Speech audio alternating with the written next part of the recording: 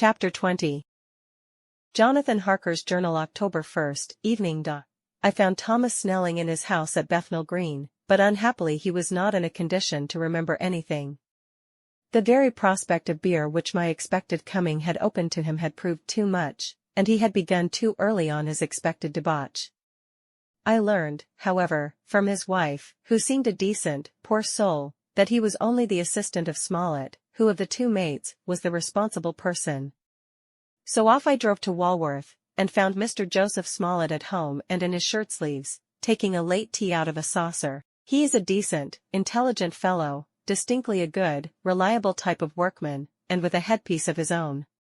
He remembered all about the incident of the boxes, and from a wonderful dog-eared notebook, which he produced from some mysterious receptacle about the seat of his trousers, and which had hieroglyphical entries in thick, half-obliterated pencil, he gave me the destinations of the boxes.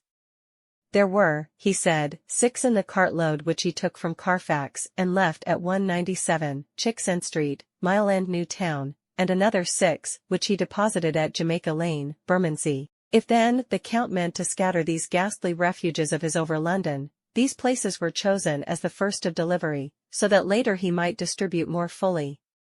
The systematic manner in which this was done made me think that he could not mean to confine himself to two sides of London.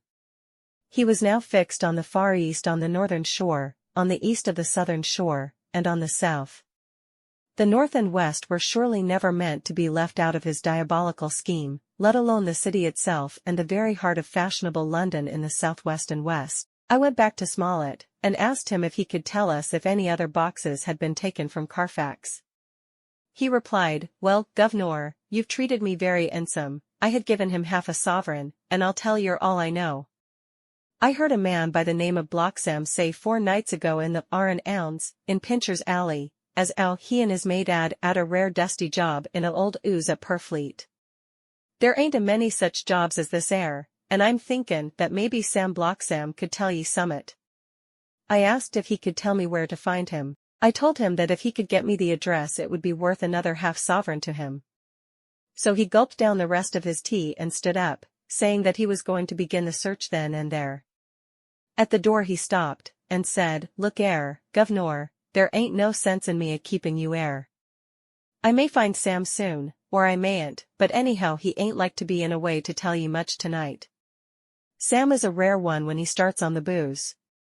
If you can give me a envelope with a stamp on it, and put your address on it, I'll find out where Sam is to be found and post it ye tonight. But ye'd better be up arter 'im soon in the mornin', never mind the booze the night afore." This was all practical, so one of the children went off with a penny to buy an envelope and a sheet of paper, and to keep the change. When she came back, I addressed the envelope and stamped it, and when Smollett had again faithfully promised to post the address when found, I took my way to home. We're on the track anyhow. I am tired tonight, and I want to sleep. Mina is fast asleep, and looks a little too pale. Her eyes look as though she had been crying. Poor dear, I've no doubt it frets her to be kept in the dark, and it may make her doubly anxious about me and the others. But it is best as it is. It is better to be disappointed and worried in such a way now, than to have her nerve broken. The doctors were quite right to insist on her being kept out of this dreadful business. I must be firm, for on me this particular burden of silence must rest. I shall not ever enter on the subject with her under any circumstances. Indeed, it may not be a hard task, after all, for she herself has become reticent on the subject, and has not spoken of the Count or his doings ever since we told her of our decision. October 2nd, evening, a long and trying and exciting day. By the first post I got my directed envelope with a dirty scrap of paper enclosed, on which was written with a carpenter's pencil in a sprawling hand, "Sam Bloxham, Corcoran's, 4 Potter's Court, Bartle Street, Walworth. Arsk for the depite." I got the letter in bed, and rose without waking Mina. She looked heavy and sleepy and pale, and far from well. I determined not to wake her, but that when I should return from this new search, I would arrange for her going back to Exeter. I think she would be happier in our own home, with her daily tasks to interest her, than in being here amongst us and in ignorance. I only saw Dr. Seward for a moment, and told him where I was off to, promising to come back and tell the rest so soon as I should have found out anything. I drove to Walworth and found, with some difficulty, Potter's Court. Mr. Smollett's spelling misled me, as I asked for Potter's Court instead of Potter's Court. However, when I had found the court, I had no difficulty in discovering Corcoran's lodging house. When I asked the man who came to the door for the depite, he shook his head, and said, "I dunno, 'im. There ain't no such a person 'ere. I never 'eard of 'im in all my bloomin' days. Don't believe there ain't nobody of that kind livin' 'ere or anywheres." I took out Smollett's letter, and as I read it seemed to me that the lesson of the spelling of the name of the court might guide me. "What are you?" I asked. "I'm the deputy," he answered. I saw at once that I was on the right track. Phonetic spelling had again misled me.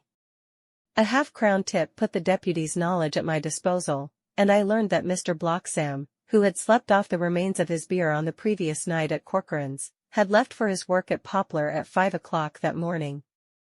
He could not tell me where the place of work was situated, but he had a vague idea that it was some kind of a newfangled warehouse, and with this slender clue I had to start for Poplar. It was 12 o'clock before I got any satisfactory hint of such a building, and this I got at a coffee shop, where some workmen were having their dinner. One of them suggested that there was being erected at Cross Angel Street a new cold storage building, and as this suited the condition of a newfangled warehouse, I at once drove to it. An interview with a surly gatekeeper and a surlier foreman, both of whom were appeased with the coin of the realm, put me on the track of Bloxam. He was sent for on my suggestion that I was willing to pay his day's wages to his foreman for the privilege of asking him a few questions on a private matter. He was a smart enough fellow, though rough of speech and bearing. When I had promised to pay for his information and given him an earnest, he told me that he had made 2 journeys between Carfax and a house in Piccadilly, and had taken from this house to the latter 9 great boxes, main heavy ones, with a horse and cart hired by him for this purpose. I asked him if he could tell me the number of the house in Piccadilly, to which he replied, "Well, governor, I forgets the number, but it was only a few door from a big white church, or somethink of the kind, not long built." It was a dusty old ooze, too, though nothin' to the dustiness of the ooze we took the bloomin' boxes from. "How did you get in if both houses were empty?" "There was the old party what engaged me a-waitin' in the ooze at Purfleet. He helped me to lift the boxes and put them in the dray. Curse me, but he was the strongest chap I ever struck, and him a old feller, with a white mustache, one that thin you would think he couldn't throw a shatter." How this phrase thrilled through me. Why, he took up 'is end o' the boxes like they was pounds of tea, and me a puffin' and a blowin' afore I could upend mine anyhow, and I'm no chicken, neither. "How did you get into the house in Piccadilly?" I asked. "He was there too. He must a started off and got there afore me, for when I rung of the bell he kem and opened the door isself and helped me carry the boxes into the 'all." "The whole 9? I asked. "Yes, there was 5 in the first load and 4 in the second. It was main dry work, and I don't so well remember 'ow I got 'ome." I interrupted him. "Were the boxes left in the hall?" "Yes, it was a big 'all, and there was nothin' else in it." I made one more attempt to further matters. "You didn't have any key?" "Never used no key nor nothink. The old gent, he opened the door isself and shut it again when I drove off. I don't remember the last time, but that was the beer." "And you can't remember the number of the house?" "No, sir. But ye needn't have no difficulty about that. It's a I-un with a stone front with a bow on it, and I steps up to the door. I know them steps, even 'ad to carry the boxes up with 3 loafers what come round to earn a copper. The old gent give them shillin's, and they see and they got so much, they wanted more. But 'e took one of them by the shoulder and was like to throw 'im down the steps, till the lot of them went away cussin'. I thought that with this description I could find the house, so having paid my friend for his information, I started off for Piccadilly. I had gained a new painful experience. The Count could, it was evident, handle the earth boxes himself. If so, time was precious, for now that he had achieved a certain amount of distribution, he could, by choosing his own time, complete the task unobserved. At Piccadilly Circus I discharged my cab and walked westward. Beyond the Junior Constitutional I came across the house described and was satisfied that this was the next of the lairs arranged by Dracula. The house looked as though it had been long untenanted. The windows were encrusted with dust, and the shutters were up. All the framework was black with time, and from the iron the paint had mostly scaled away. It was evident that up to lately there had been a large notice board in front of the balcony. It had, however, been roughly torn away, the uprights which had supported it still remaining. Behind the rails of the balcony I saw there were some loose boards, whose raw edges looked white. I would have given a good deal to have been able to see the notice board intact, as it would, perhaps, have given some clue to the ownership of the house. I remembered my experience of the investigation and purchase of Carfax, and I could not but feel that I could find the former owner. There might be some means discovered of gaining access to the house. There was at present nothing to be learned from the Piccadilly side, and nothing could be done, so I went around to the back to see if anything could be gathered from this quarter. The mews were active, the Piccadilly houses being mostly in occupation. I asked one or two of the grooms and helpers whom I saw around if they could tell me anything about the empty house. One of them said that he heard it had lately been taken, but he couldn't say from whom. He told me, however, that up to very lately there had been a notice board of "for sale" up, and that perhaps Mitchell, Sons, and Candy, the house agents, could tell me something, as he thought he remembered seeing the name of that firm on the board. I did not wish to seem too eager, or to let my informant know or guess too much, so thanking him in the usual manner, I strolled away. It was now growing dusk, and the autumn night was closing in, so I did not lose any time. Having learned the address of Mitchell, Sons, and Candy from a directory at the Berkeley, I was soon at their office in Sackville Street. The gentleman who saw me was particularly suave in manner, but uncommunicative in equal proportion. Having once told me that the Piccadilly house, which throughout our interview he called a mansion, was sold, he considered my business as concluded. When I asked who had purchased it, he opened his eyes a thought wider, and paused a few seconds before replying, "It is sold, sir." "Pardon me," I said, with equal politeness, "but I have a special reason for wishing to know who purchased it." Again he paused longer, and raised his eyebrows still more. "It is sold, sir," was again his laconic reply. "Surely," I said, "you do not mind letting me know so much." "But I do mind," he answered. "The affairs of their clients are absolutely safe in the hands of Mitchell, Sons, and Candy." This was manifestly a prig of the first water, and there was no use arguing with him. I thought I had best meet him on his own ground, so I said, "Your clients, sir, are happy in having so resolute a guardian of their confidence. I am myself a professional man." Here I handed him my card. In this instance I am not prompted by curiosity, I act on the part of Lord Godalming, who wishes to know something of the property which was, he understood, lately for sale. These words put a different complexion on affairs. He said, "I would like to oblige you if I could, Mr. Harker, and especially would I like to oblige his lordship. We once carried out a small matter of renting some chambers for him when he was the Honourable Arthur Holmwood. If you will let me have his lordship's address I will consult the house on the subject, and will, in any case, communicate with his lordship by tonight's post. It will be a pleasure if we can so far deviate from our rules as to give the required information to his lordship." I wanted to secure a friend, and not to make an enemy, so I thanked him, gave the address at Dr. Seward's, and came away. It was now dark, and I was tired and hungry. I got a cup of tea at the Aerated Bread Company, and came down to Purfleet by the next train. I found all the others at home. Mina was looking tired and pale, but she made a gallant effort to be bright and cheerful. It wrung my heart to think that I had had to keep anything from her and so caused her inquietude. Thank God, this will be the last night of her looking on at our conferences, and feeling the sting of our not showing our confidence. It took all my courage to hold to the wise resolution of keeping her out of our grim task.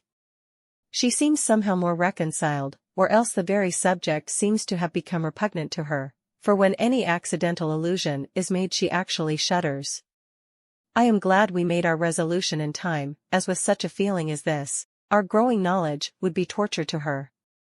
I could not tell the others of the day's discovery till we were alone, so after dinner, followed by a little music to save appearances even amongst ourselves, I took Mina to her room and left her to go to bed. The dear girl was more affectionate with me than ever, and clung to me as though she would detain me, but there was much to be talked of and I came away. Thank God, the ceasing of telling things has made no difference between us. When I came down again I found the others all gathered round the fire in the study. In the train I had written my diary so far, and simply read it off to them as the best means of letting them get abreast of my own information.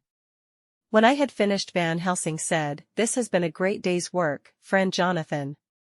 Doubtless we are on the track of the missing boxes. If we find them all in that house, then our work is near the end. But if there be some missing, we must search until we find them.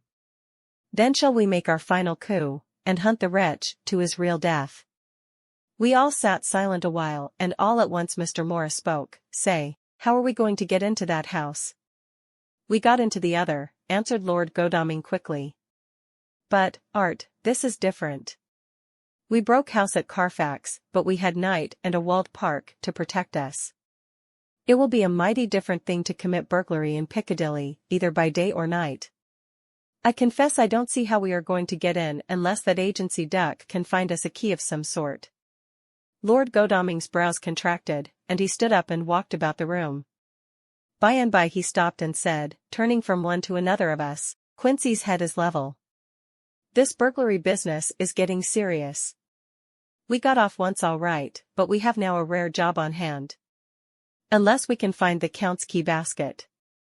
As nothing could well be done before morning, and as it would be at least advisable to wait till Lord Godalming should hear from Mitchell's, we decided not to take any active step before breakfast time. For a good while we sat and smoked, discussing the matter in its various lights and bearings. I took the opportunity of bringing this diary right up to the moment. "I am very sleepy, and shall go to bed.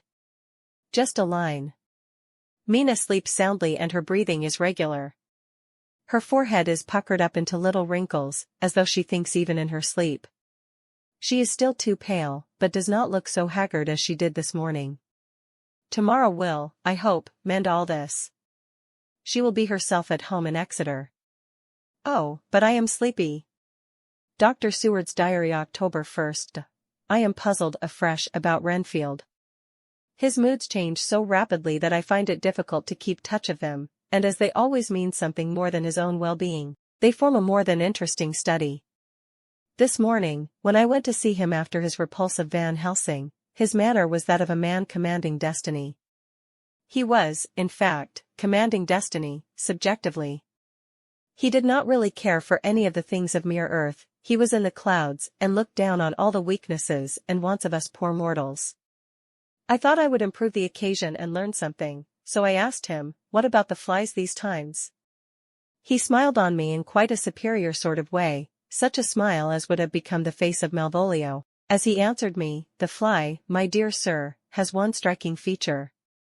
Its wings are typical of the aerial powers of the psychic faculties. The ancients did well when they typified the soul as a butterfly." I thought I would push his analogy to its utmost logically, so I said quickly, "Oh, it is a soul you are after now, is it?" His madness foiled his reason, and a puzzled look spread over his face as, shaking his head with a decision which I had but seldom seen in him, he said, "Oh, no, oh no. I want no souls. Life is all I want." Here he brightened up. "I am pretty indifferent about it at present. Life is all right. I have all I want. You must get a new patient, doctor, if you wish to study zoophagy." This puzzled me a little, so I drew him on.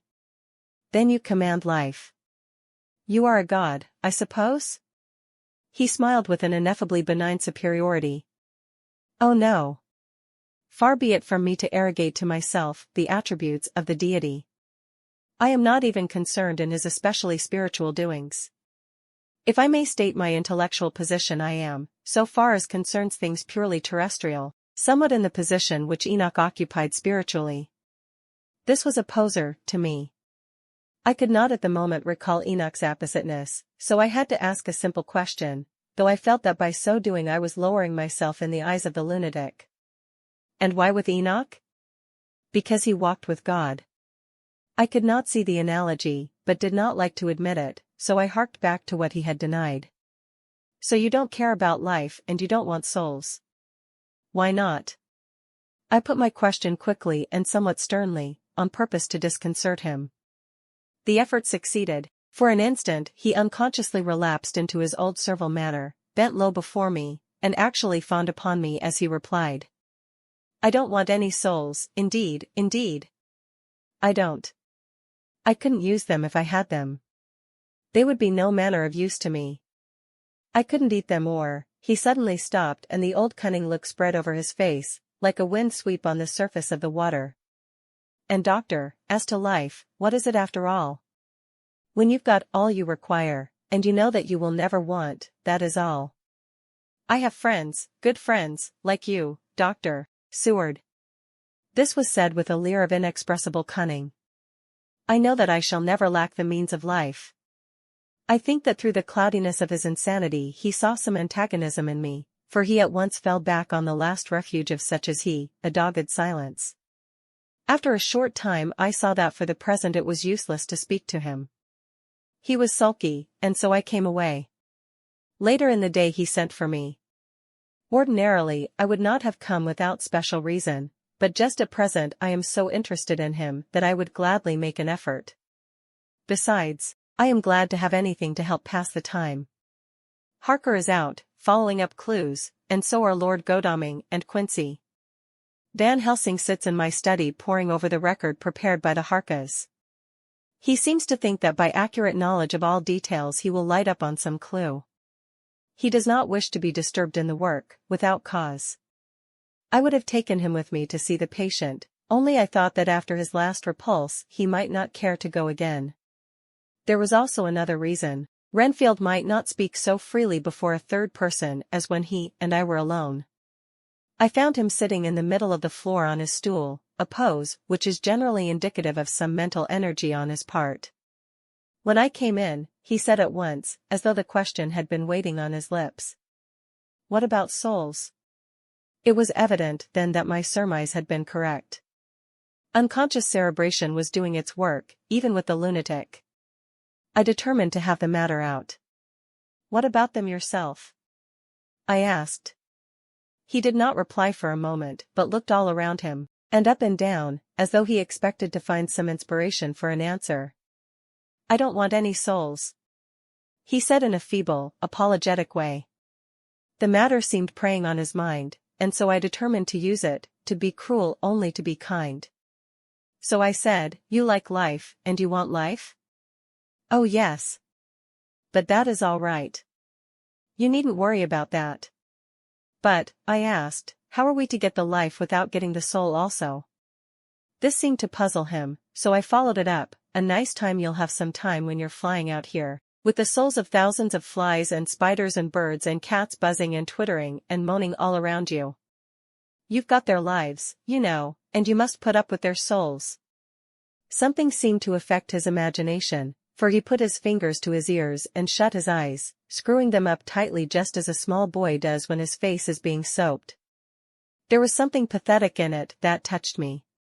It also gave me a lesson, for it seemed that before me was a child, only a child, though the features were worn, and the stubble on the jaws was white. It was evident that he was undergoing some process of mental disturbance, and knowing how his past moods had interpreted things seemingly foreign to himself, I thought I would enter into his mind as well as I could and go with him. The first step was to restore confidence, so I asked him, speaking pretty loud so that he would hear me through his closed ears, would you like some sugar to get your flies around again?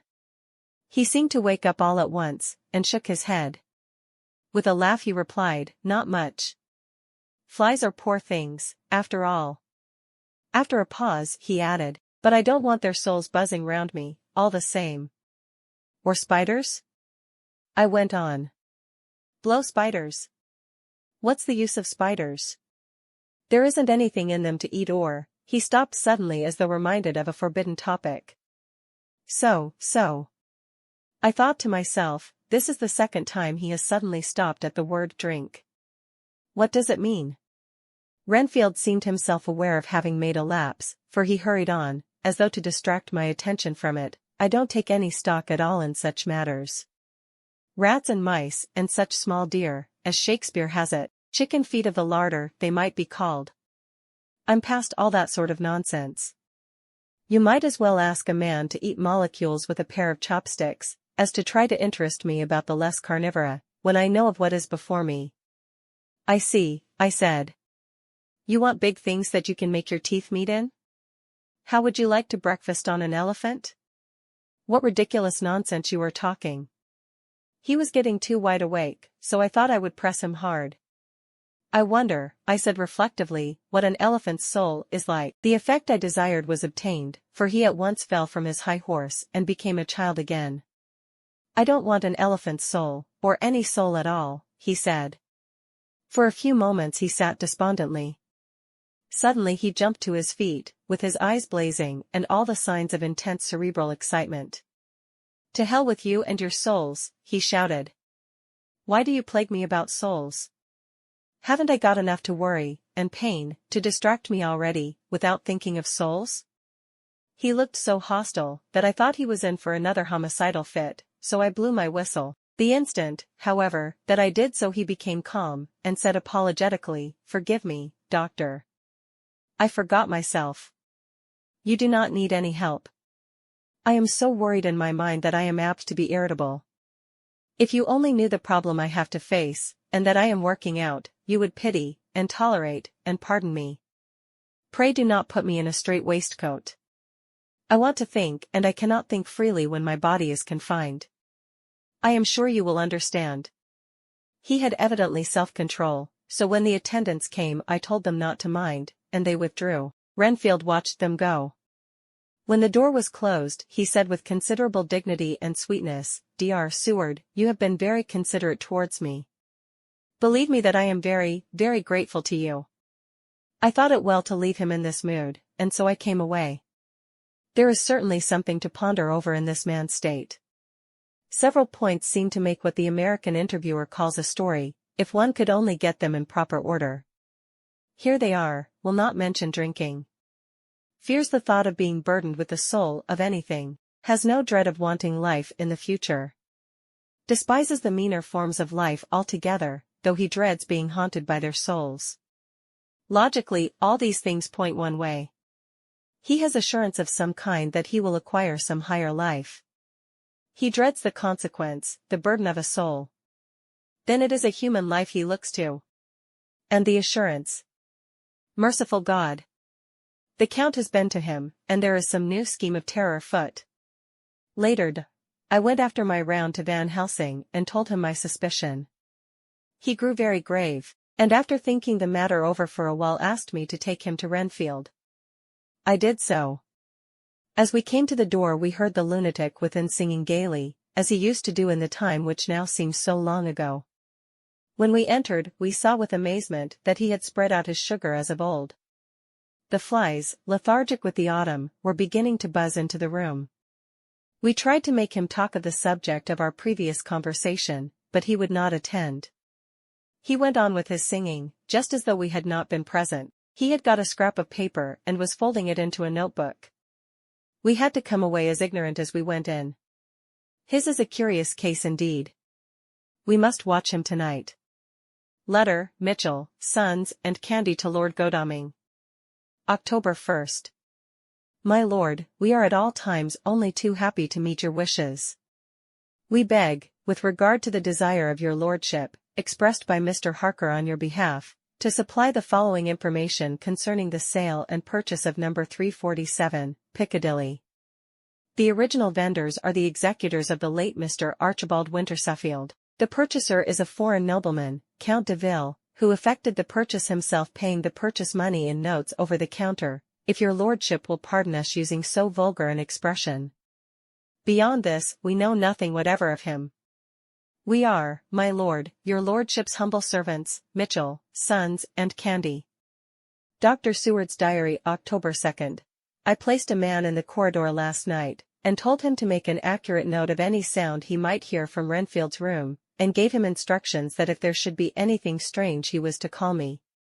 After dinner, when we had all gathered round the fire in the study, Mrs. Harker having gone to bed, we discussed the attempts and discoveries of the day. Harker was the only one who had any result, and we are in great hopes that his clue may be an important one. Before going to bed, I went round to the patient's room and looked in through the observation trap. He was sleeping soundly, his heart rose and fell with regular respiration. This morning, the man on duty reported to me that a little after midnight he was restless and kept saying his prayers somewhat loudly. I asked him if that was all. He replied that it was all he heard. There was something about his manner, so suspicious that I asked him point blank if he had been asleep. He denied sleep, but admitted to having dozed for a while. It is too bad that men cannot be trusted unless they are watched. Today Harker is out following up his clue, and Art and Quincy are looking after horses. Godalming thinks that it will be well to have horses always in readiness, for when we get the information which we seek there will be no time to lose. We must sterilize all the imported earth between sunrise and sunset. We shall thus catch the Count at his weakest, and without a refuge to fly to. Van Helsing is off to the British Museum looking up some authorities on ancient medicine. The old physicians took account of things which their followers do not accept, and the professor is searching for witch and demon cures which may be useful to us later. I sometimes think we must be all mad and that we shall wake to sanity in strait waistcoats. Later. We have met again. We seem at last to be on the track, and our work of tomorrow may be the beginning of the end. I wonder if Renfield's quiet has anything to do with this. His moods have so followed the doings of the Count, that the coming destruction of the monster may be carried to him some subtle way. If we could only get some hint as to what passed in his mind, between the time of my argument with him today and his resumption of fly-catching, it might afford us a valuable clue. He is now seemingly quiet for a spell. Is he? That wild yell seemed to come from his room. The attendant came bursting into my room and told me that Renfield had somehow met with some accident. He had heard him yell, and when he went to him found him lying on his face on the floor, all covered with blood. I must go at once.